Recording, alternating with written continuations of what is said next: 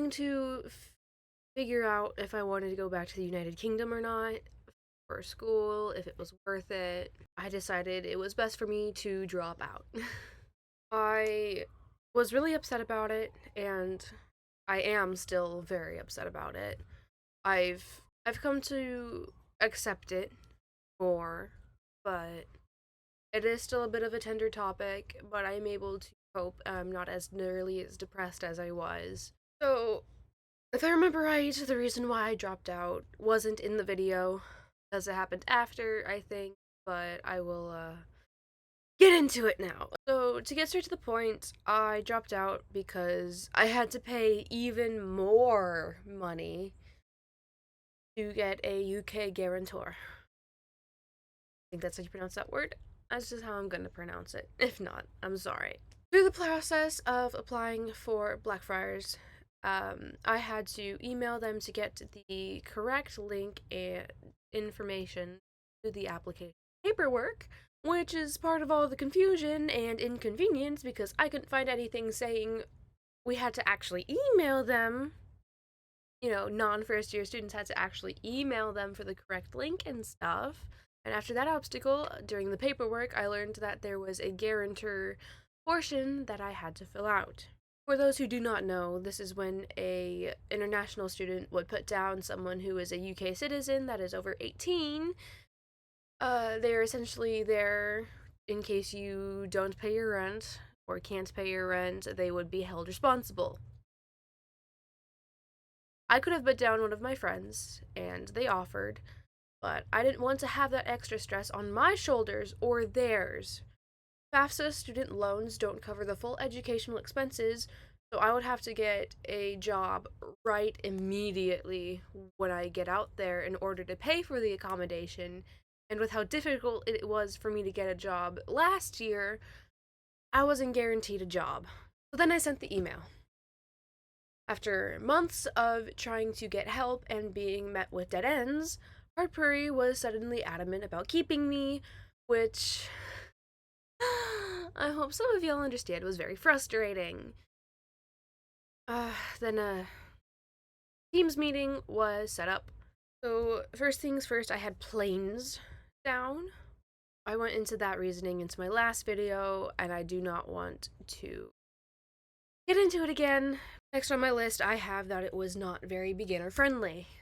When I was applying to Hartbury, all of their promotional material, they stated that they were beginner friendly, therefore, I had even more confidence and excitement when getting into it. But when I arrived, I immediately looked into and reached out to the person who was in charge of lessons. We set up a day to do a writing induction, which basically meant that they would judge my writing ability to see if I was qualified for Hartbury lessons. And because I stated in the email that I was still learning how to post a trot, she got back to me saying I wouldn't be able to take lessons at Hartbury due to not having the right horses. Which I do understand. Pairing a rider with the right horse because of their riding level. I do understand that. I do understand the safety thing. It's best for the horse and for the rider. But that was soul crushing for me, and I posted a video on it.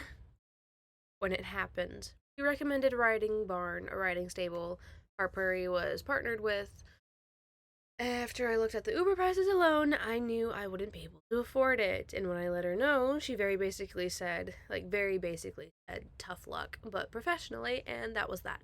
Next on my list of problems was I felt like they didn't really care until the end when I reached out to them to drop out, and Blackfriars didn't say anything about needing a guarantor for international students.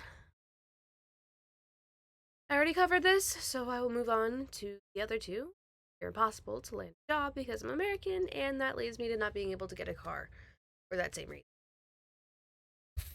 These ones I actually elaborated on my notes, so I'll just say what down. Student loans in the US aren't enough to cover everything, and I can't get scholarships. Supplemental loans aren't worth it unless I come out with a guarantee career. First day I showed up and went to school, there were people hating and harassing me because I'm American. That on its own isn't that big of a deal. It was just icing on the cake with all of this, and probably the I don't want to say discrimination because They really hate Americans out there, and it's only getting worse. Another thing I have down is I made a very small video on it, I think. I don't think I had it like properly titled. I think I very basically mentioned it, but I'll say it again. We had a problem with somebody stalking my friends and I, and found out later he was hired on campus. We filed police reports on him and everything. We told Hartbury. It feels like Hartbury didn't take any action against him when there was also somebody who prior to us reporting him. Like, Hartbury didn't do anything about it. The police couldn't do anything because he destroyed all the evidence. Like, with that, it didn't feel safe on campus much. I didn't feel safe being alone because I think he also specifically targeted me. But because he was basically one of the first friends I made there, I was so blindsided that I didn't really see it until after everything happened. And then my friends told me, they're like, hey, I don't know how else to put it. I don't want to say too much.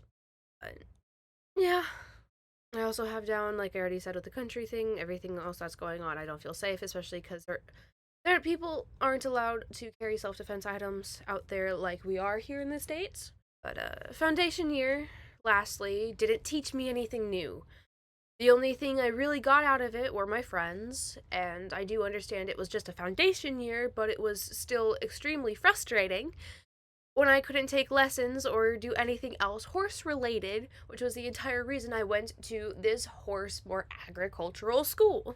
I spent, I'll translate it over for you and I'll be very clear, I spent $21,000 to not learn anything new.